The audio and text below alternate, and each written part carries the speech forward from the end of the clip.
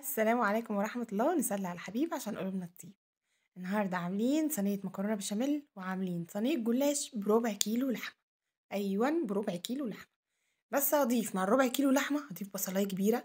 عندي فلفل ألوان وعندي فلفل أخضر، هحط فلفل ألوان وأحط فلفل أخضر. طبعا احنا كده زودنا الربع كيلو، كده بقى نص كيلو بالبصلاية وبالفلفل الألوان. طب أنا ما عنديش فلفل ألوان، عادي حطي فلفل أخضر. هاتي ب5 جنيه زيتون مخلي وحطيه برضو في قلبيه. يعني بصي في زيتون مخلي هناك اهوت.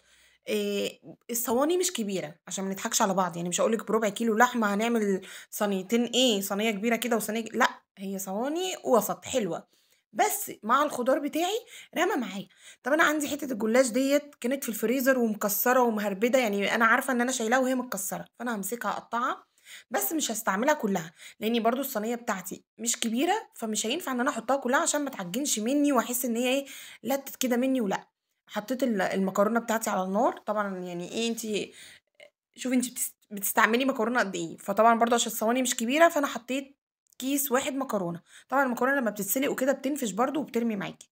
هنا اللحمه بتاعتي انا بحب اصدمها الاول حبه زيت صغيرين خالص، لاني برضو اللحمه المفرومه بتاعتي بيبقى فيها نسبه دهن. باحط هنا إيه، حطيت فلفل أسود، حطيت 7 بهارات، يا حبّة بقى بهارات لحمة، يا إما واحدة ماجي، إيه اللي موجود عندِك في قلب البيت. وبتضبّطي الملح بس ما تكتّريش الملح، لإن إحنا برضه هاحط زيتون في النُص، فعلشان الموضوع ما يبقاش منّي حادق شوية. بس يا دوبك أول ما حسّيت إن اللحمة بتاعتي ريحتها طلعت، في ريحة للحمة بتطلع على فكرة لمّا بتتشوّح كده، بتلاقي اتلسعت كده بتاخد ريحة حلوة أوي، أوي. فأنتِ جرّبيها الأول، حطّي اللحمة اصدمي اللحمة الأول وبعد كده ارمي عليها البصل. يا دوبك برضه هاخلّي البصل بتاعي يدبل واروح رامية عليه الخضار بتاعي اللي هو الفلفل الألوان وفلفل أخضر. وزي ما قُلت لِك أنتِ لو ما عندكيش فلفل ألوان فهو هاتي فلفل أخضر. وعامةً الفلفل الألوان يعني هو ب30 جنيه، أنا والنُص ب15، أنا باجيب رُبع. والربع على فكرة عايزة أقول لِك إن هو بيقعد معايا، لإني أنا مش باخد الواحدة كاملة، لأ أنا باخد مثلًا إيه، ربع الواحدة، لإن الفلفل الألوان بيبقى كبير. فتلاقيني خدت ربع من الحمرا وربع من الصفرا وقرن فلفل أخضر عادي من على جنب كده، من اللي إحنا بنجيبه، الفلفل الرومي بتاعنا. كان خلاص كده حسيت إن الخضار بتاعي دِبِل، ركنت كده اللحمة بتاعتي اللي أنا هاعمل بيها الأكل بتاعي كده على جنب. هاجي طبعًا كوباية لبن محترمة كده كبيرة، طبعًا الكوبايات دي كبيرة جدًا، فهي كوباية لبن كبيرة وباكسر في قلبها بيضة.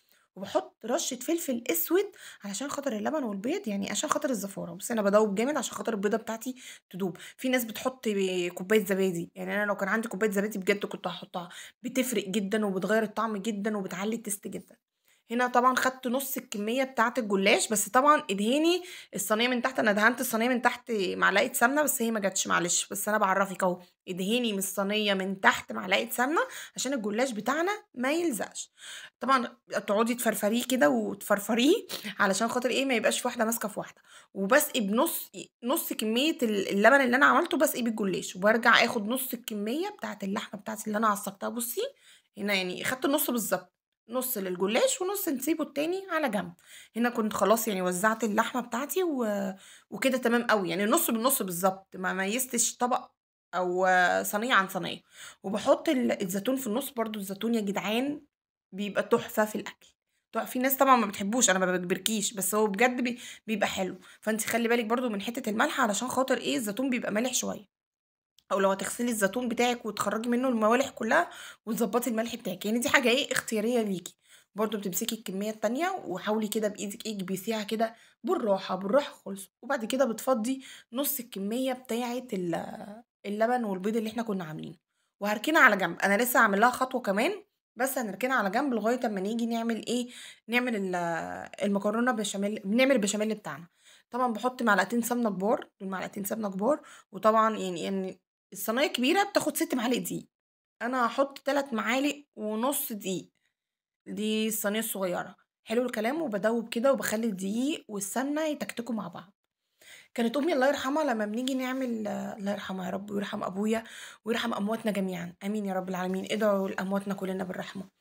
لمّا نيجي نعمل بشاميل يا بنتي أنا عايزة لقمة تسند قلبي، أنا مش أنا ما ليش في النواشف والحاجات دي. كنا نعمل شوية ملوخية، يعني أنا بادّيكِ اقتراح عشان لو في حد عايز يغمّس بعيش أو حاجة. كانت تقول لي: "يا بنتي عايزين حاجة كده يعني تسند القلب، عايزين لقمة كده بالعيش." نروح عاملين طبق ملوخية واعملي حبة لسان عصفور، وتلاقي الدنيا مشيت، يعني إيه هتاكل ده جنب ده وهتلاقي إيه الدنيا مشيت. هنا طبعًا اللبن بتاعي باحطه ساقع سخن ما تخافيش، وطّي النار أول ما تحسي إن الدقيق بتاعي تكتك خلاص وخد اللون الحلو، انزلي باللبن بتاعِك ساقع أو سخن، بس أهم حاجة وطّي النار، تروحي ماسكة المضرب وإيدِك فيه عمره ما يكلكع، عمره، عمره، عمره، عمره. باحط له واحدة ماجي، عندِك قشطة ضيفي، بس أنا بصراحة ما كانش عندي قشطة يعني اللي يريحِك.